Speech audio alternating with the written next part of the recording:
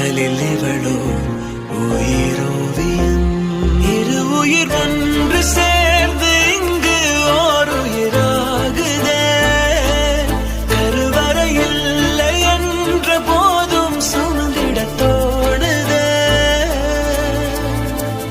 வெளியோரம் ஈரம் வந்து குடல் கேட்குதே.